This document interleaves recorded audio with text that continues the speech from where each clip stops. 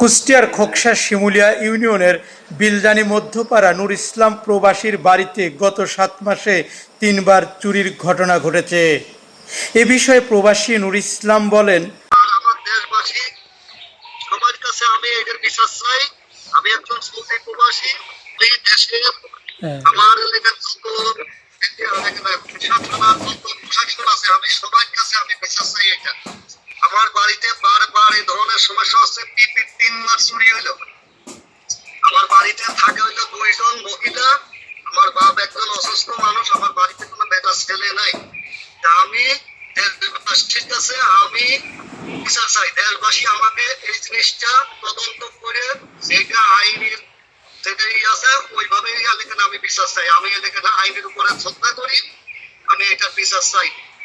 আমার নাম ইসলাম ড্রাইভার, কুষ্টিয়া জেলা খোকসা থানা, শিমুলিয়া ইউনিয়ন, 4 নম্বর ওয়ার্ড। জি, আমার বাড়িতে আমার পাশে বাড়ির একজনের সঙ্গে জায়গা জমি নিয়ে আজ 7 থেকে 8 মাস গ্যাসলাম চলতেছে। এইটার পরে এই গ্যাসলামের পরে আমার বাড়িতে 3বার চুরি হলো।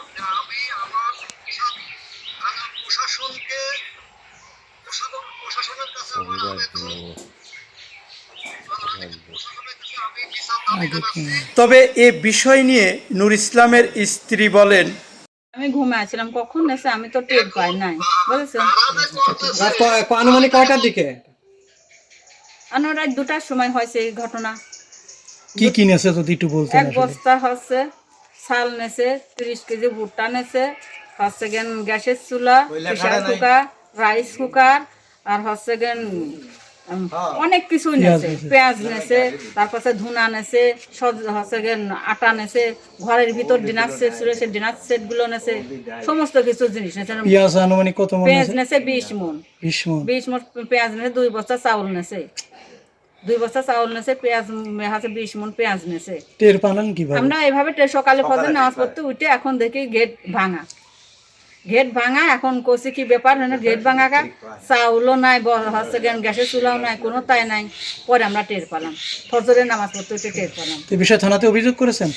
থানাতে এই বিষয়ে আমরা অভিযোগ করেছি, পুলিশরা এসে তদন্ত নিচ্ছে, এগুলো করতেছে। আপনি আসলে কি চান? আমি এদের সুস্থ বিচার চাই আপনাদের কাছে, আমি এদের সুস্থ বিচার চাই। যে নেছে তার হচ্ছে বের করে দেন।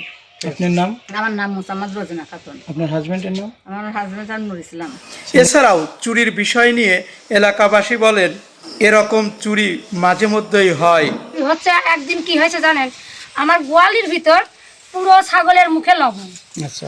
লবণ, কিন্তু আমার গরু ছিল, সে অন্য মানুষ দেখলে খুব লাফঝাপ পারতো। তো আমি হঠাৎ করে আমি ঘুম থেকে জেগে উঠেছি, উঠার পরে দেখি যে আমার গরু সেই লাফাচ্ছে। তখন আমি উত্তেজিত হয়ে বাইরে বেরোয় দেখি পুরো ছাগলের মুখে লবণ। তা আমি তখনই আমি আমার হাজবেন্ডের বলেছি যে এই দেখো, মনে হয় চোর আছে, দেখো আমার গরু লাফাচ্ছে।